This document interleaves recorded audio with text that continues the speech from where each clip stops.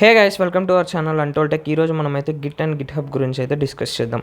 అంతకంటే ముందు ఫస్ట్ అయితే గిట్ని అయితే ఇన్స్టాల్ చేసుకుందాం. మీది ఏ ఓఎస్ అయినా సరే ఆ గిట్ అఫీషియల్ పేజ్కి అయితే వెళ్ళండి.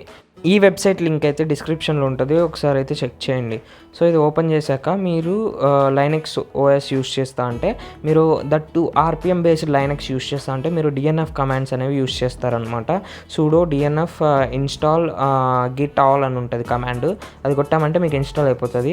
ఒకవేళ మీరు లైనక్స్ డిస్ట్రిబ్యూషన్ లైక్ డీబియన్ బేస్డ్ అయితే ఏపీటీ ప్యాకేజ్ మేనేజర్తో ఇన్స్టాల్ చేస్తామంట అనమాట. డిఎన్ఎఫ్ కూడా ఒక package manager in RPM based Linux అనమాట. నెక్స్ట్ మీరు మ్యాక్ కోసం ఇన్స్టాల్ చేయాలనుకుంటే ఇక్కడ మీకు క్లియర్గా స్టెప్స్ అనేవి ఉంటాయి, దాన్ని చూసి ఇన్స్టాల్ చేసుకోవచ్చు అనమాట. ఒకవేళ మీరు విండోస్ కోసం ఇన్స్టాల్ చేయాలనుకుంటే కొంచెం స్క్రోల్ చేస్తారంటే కనిపిస్తుంది. ఇక్కడైతే మీరు చూసుకోవచ్చు ఫర్ ఇన్స్టాలింగ్ ఫర్ విండోస్ అని ఉంది కదా, ఇక్కడ మీకు కింద ఒక వెబ్సైట్ లింక్ అనేది ఉంటుంది. దాని మీద క్లిక్ చేశారంటే మీరు డైరెక్ట్ గిట్ డౌన్లోడ్ ఫర్ విండోస్కి వచ్చేస్తారు. ఇక్కడ మీరు డౌన్లోడ్ అని ఉంటుంది. డౌన్లోడ్ అని క్లిక్ చేసిన తర్వాత మీకు ఒక ఈఎక్సీ ఫైల్ డౌన్లోడ్ అవుతుంది. ఈఎక్సీ ఫైల్ మీరు జనరల్గా ఏ సాఫ్ట్వేర్నైనా ఎలా ఇన్స్టాల్ చేస్తాం దాని మీద డబుల్ క్లిక్ చేస్తే మీకు ఇన్స్టాలేషన్ డైలాగ్ వస్తుంది. దానిపైన ఇన్స్టాల్ నొక్కామంటే ఇన్స్టాల్ అయిపోతుంది. ఒకసారి ఇన్స్టాల్ అయిపోయిన తర్వాత ఎలా చెక్ చేసుకోవాలంటే గిట్ డాష్ వర్షన్ అని మీ కమాండ్ ప్రాంప్ట్ ఓపెన్ చేసి ఎంటర్ ఇచ్చారంటే మీకు వర్షన్ చూపిస్తుంది. ఒకవేళ వర్షన్ చూపించిందంటే కరెక్ట్గా మీకు గిట్ అనేది ఇన్స్టాల్ అయిపోయినట్టు. ఇప్పుడు నాకైతే గిట్ అనేది కరెక్ట్గా ఇన్స్టాల్ అయిపోయింది. గిట్ అంటే సింపుల్గా ఒక వర్షన్ కంట్రోల్ సిస్టమ్ అనమాట. ఇప్పుడు మీరు సింపుల్గా చెప్పాలంటే మీరు ఒక ప్రాజెక్ట్ చేస్తున్నారనుకోండి, ఆ ప్రాజెక్ట్ మీద ఒక 5 మెంబర్స్ 6 మెంబర్స్ వర్క్ చేస్తున్నారనుకుంటే ఒక్కొక్కరు ఒక్కొక్క మాడ్యూల్ పైన అయితే వర్క్ చేస్తారు. వాళ్ళు చేసిన వర్క్ని వాళ్ళు ఏం చేస్తారు, వాళ్ళు కోడ్ బేస్కి అయితే పుష్ చేస్తారు. అంటే వాళ్ళు చేసిన వర్క్ని కోడ్ బేస్ అంటే మీరు ఎక్కడైతే మీ కోడ్ మొత్తం ఉంటుందో ఇప్పుడు కోడ్ బేస్ అంటే మీకు సింపుల్గా చెప్పాలంటే మీరు ఒక వెబ్సైట్ చేస్తున్నారు. ఆ వెబ్సైట్లో ఒకరు సెర్చ్ బార్ పైన వర్క్ చేస్తున్నారు, ఇంకొకరు ఏం చేస్తున్నారంటే ఇంకొకరు మన లాగిన్ పైనల్ పైన వర్క్ చేస్తున్నారు.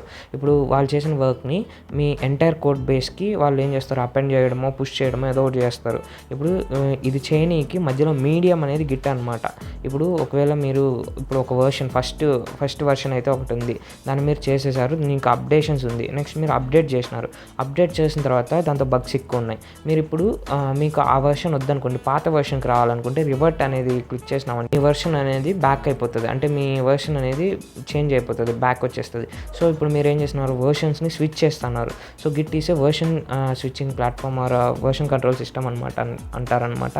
సో ఇక్కడ మీకు గిట్ హబ్ అంటే ఏంటంటే రెపాజిటరీ, మీ కోడ్ బేస్ని ఆన్లైన్లో ఏదో ఒక చోట అయితే స్టోర్ చేయాలి కదా, అది మీరు గిట్ హబ్లో స్టోర్ చేసుకుంటారు.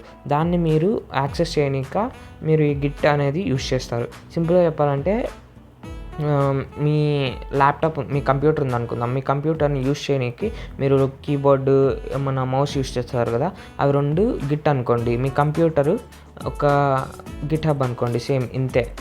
లైక్ ఇప్పుడు మీకు చాలా సింపుల్గా చెప్పాలని ఇలా చెప్పాను, కానీ ఇన్ రియాలిటీ ఇట్లా ఉండదు.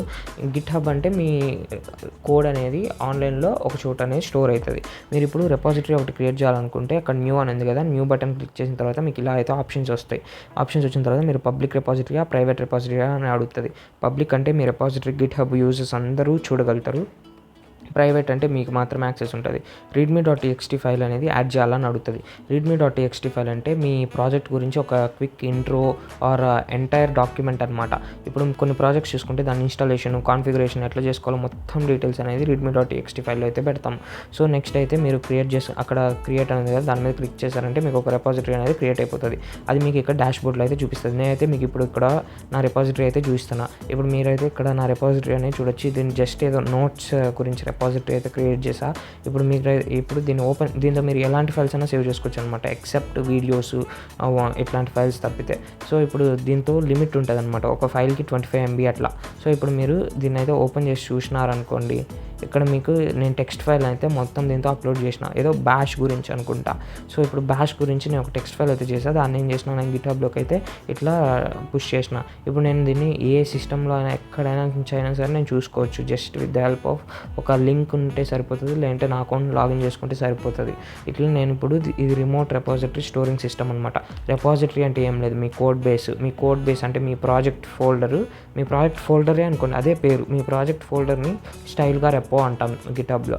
మీ ఇవన్నీ మీ రెపాజిటరీస్ అనమాట, ఇవన్నీ నా రెపాజిటరీస్. మీరైతే ఇక్కడ చూసుకోవచ్చు. మీరు ఇప్పుడు ఏదైనా ఒక ప్రాజెక్ట్ చేసినారే అనుకోండి, మీరు దీంతో అయితే పెట్టుకోవచ్చు. దీన్ని మీరు ఇందులో పెట్టుకొని అంటే ఇది మీరు వేరే వాళ్ళకి చూడకూడదు అనుకుంటే ప్రైవేట్లో పెట్టుకోండి, లేదంటే మీకు మాత్రమే కావాలనుకున్నప్పుడు ప్రైవేట్లో పెట్టుకోండి. ఇట్లా మీరు ఇక్కడ నా రిపాజిటరీస్ అన్నీ చూసుకోవచ్చు. ఇక్కడ మనం కమిట్ చేసిన డేట్స్, ఇయర్స్ అన్నీ కూడా ఉంటాయి దీంతో. ఇక్కడ మీరైతే గిట్‌హబ్ ఇంటర్ఫేస్ అనేది ఇట్లుంటది. మీకిప్పుడు ఒక రిపాజిటరీ లైక్ ఇప్పుడు మనది కాకుండా వేరే వాళ్ళు ఎవరైనా చేసింది చూపిస్తాను. హెచ్‌టిపిఎక్స్ అనేది ఒక ప్రాజెక్ట్ అనమాట. ఇది జస్ట్ ఒక ప్రాజెక్ట్ అనేది తీసుకోండి. ఇది ఏం చేస్తది, ఇదంతా డీటెయిల్స్ అన్నీ పక్కన పెడితే ఇది ఒక ప్రాజెక్ట్ అనుకోండి. ఈ ప్రాజెక్ట్ అయితే మీరు చూసుకోవచ్చు. ఇక్కడ ఉండేవంతా ఫైల్స్ అనమాట. ఇది మొత్తం గో లాంగ్వేజ్‌తో రాసినారు. ఇక్కడ మీరు చూసుకోవచ్చు ఏ లాంగ్వేజెస్ యూజ్ చేసినారు అనేది ఇదే డిటెక్ట్ చేసి ఇక్కడ నోట్ చేసుకుంటది. గో లాంగ్వేజ్ యూజ్ చేసినారనమాట ఈ టూల్ బిల్డ్ చేయనీకి.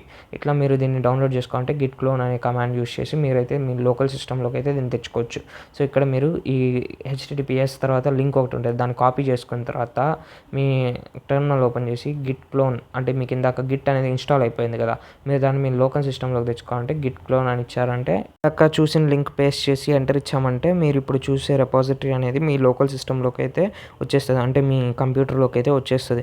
మీరు దానిపైన వర్క్ చేసుకోవచ్చు. మీరు ఎడిట్, మోడిఫై ఇట్లాంటివి ఏమన్నా చేసుకోవచ్చు. మీరు చేసిన చేంజెస్ అనేవి git init file, git status కొట్టామంటే మీ చేసిన చేంజెస్, ట్రాక్స్ అనేటివి మీరైతే చెక్ చేసుకోవచ్చు. అంటే వాళ్ళ రిపాజిటరీలో అయినా మీరు చేసిన చేంజెస్‌ని మీరు ట్రాక్ చేసుకోవచ్చు అనమాట. సో ఈ వీడియోస్ అంటే నెక్స్ట్ మీకు ఈ కమాండ్స్ ఇవన్నీ ఎట్లా యూజ్ చేయాలా, టెర్మినల్‌లోనే ఎట్లా యూజ్ చేయాలా, మీరు ఎస్ఎస్హెచ్ కీస్‌తో ఎట్లా దీన్ని పేర్ చేయాలా, ఎట్లా ఆథెంటికేషన్ యూజ్ చేయాలా, మీకు గిట్‌హబ్ పర్సనల్ యాక్సెస్ టోకెన్స్ అంటే ఏమి, మీకు ఇంకా చాలా ఫీచర్స్ ఉంటాయన్నమాట గిట్‌హబ్‌లో అండ్ గిట్‌లో మీకు కమాండ్స్ అనేటివి అన్నీ ఉంటాయి. మీకు అన్ని కమాండ్స్ అనేటివి చెప్తాను. నెక్స్ట్ మీకు గిట్‌లో బ్రాంచెస్ ఉంటాయన్నమాట. బ్రాంచెస్ అనే టాపిక్ ఉంటది.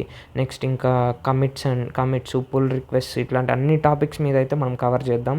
మీరేం చేయాలంటే జస్ట్ మీరు ఈ వీడియోనైతే లైక్ చేయండి, షేర్ చేయండి, సబ్స్క్రైబ్ చేయండి. ఇదైతే ఎపిసోడ్ 1. మీకు నెక్స్ట్ ఎపిసోడ్స్ అనేటివి ఆల్టర్‌నేట్ డేస్‌లో అయితే రిలీజ్ చేస్తాం. Consider subscribing. Please like, share and support.